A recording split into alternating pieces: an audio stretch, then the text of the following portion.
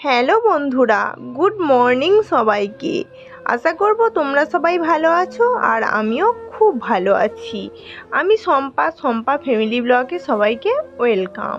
আজকের সকাল এখন বাজে 7:30 আর আমি তো সকাল সকাল উঠেছিলাম। উঠে দেখো আমি এখন বানাচ্ছি, মানে বাবুর জন্য হচ্ছে ডাব এনেছিল যে কালকে রাতে, তো ডাবটাকে আমি এখন মানে চাকু দিয়ে দেখছি কিভাবে কাটা যায়।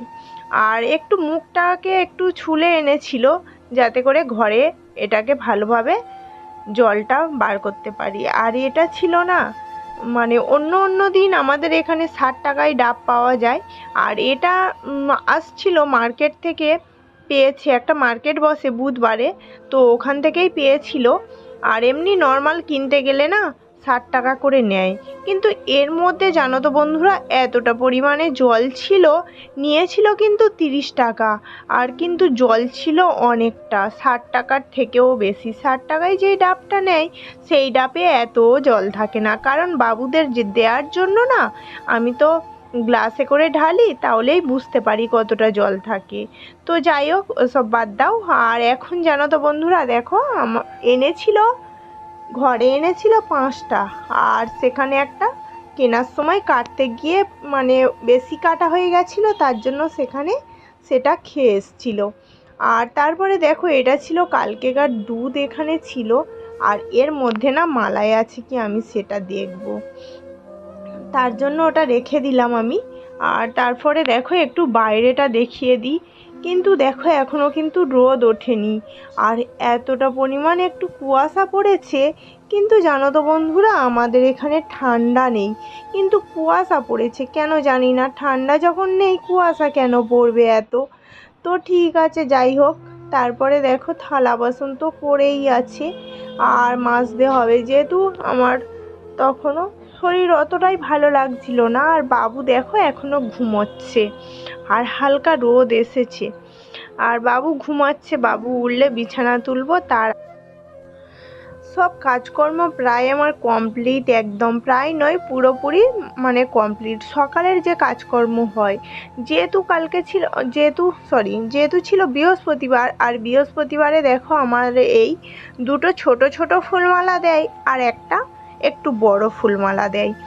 তো বাকি দিন এই ছোট ছোটই দিয়ে যায়, আর কিন্তু বৃহস্পতিবারে একটু বড়ই দেয়। তো তাই এখানে সব কিছু কাজকর্ম করে স্নান করে তারপরে এলাম ঠাকুরকে পুজো দেব বলে। আর ঠাকুরকে পুজো দেব আগে ফুলগুলোকে ধুয়ে নেব। জানো তো বন্ধুরা, জানি না ওরা ধুয়ে দেয় কি না, আর আমার ক্যামেরাটা পড়ে গেছে বলে আয়ুষ এরকমই করছে। তো যাই হোক, এখানে ফুলগুলো আগে আমি ধুয়ে এনে রাখবো, এটাকে জল ঝরে গেলে তারপরে দেব একটু ঠাকুরকে। ততক্ষণে ফুলগুলো ধুয়ে এনে রেখে তারপরে আমি যাব কিন্তু যে বাসন ধুতে, ঠাকুরের বাসনগুলো ধুতে। আর বাবু প্রথমে কাঁদছিল খুব, কারণ ও ভিডিও মানে ক্যামেরা ধরবে তার জন্য।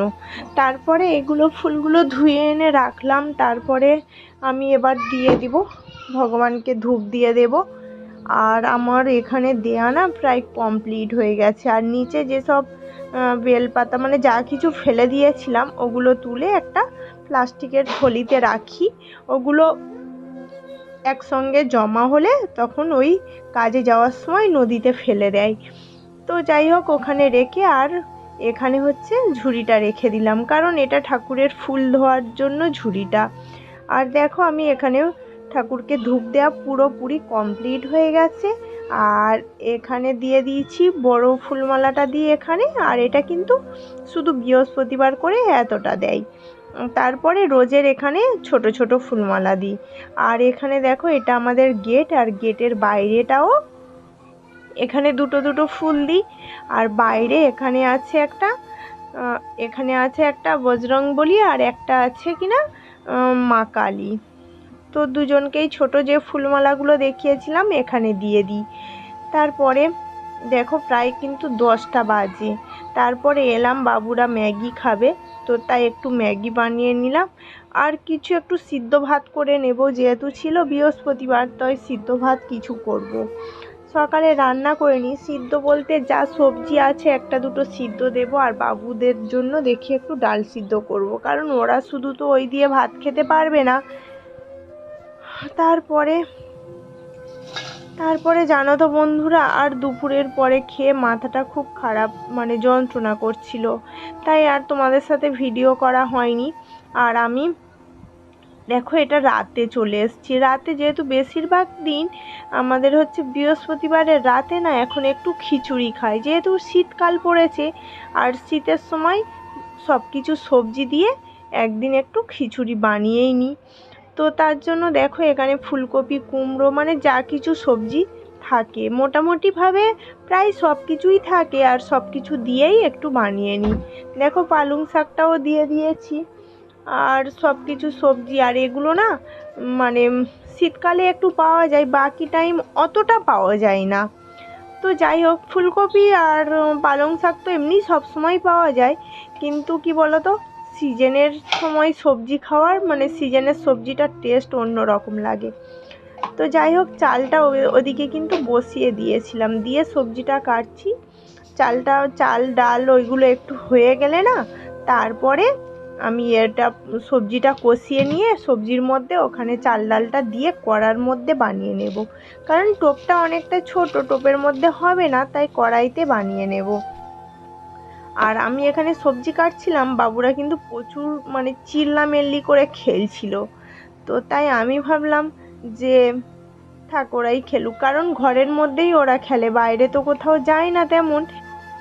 অ্যাকচুয়ালি কি জানো তো বন্ধুরা, বাইরে না কোথাও পাঠাইও না, সঙ্গে আমরা গেলে তাহলে পাঠাই, আর ঘরের সামনটা যেটা দেখালাম ওখানেই ওরা খেলে।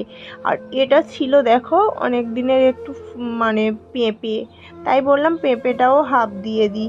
যা কিছু সবজি আছে সব রকম দিয়ে বানালে না তাহলে বাবুরা খেয়ে নেবে অতটা, আর এই সব সবজি না এমনি রান্না করলে না খাবেই না। ছোট বাবু তো মাছ, ডিম, মাংস এসব ছাড়া খেতেই চায় না।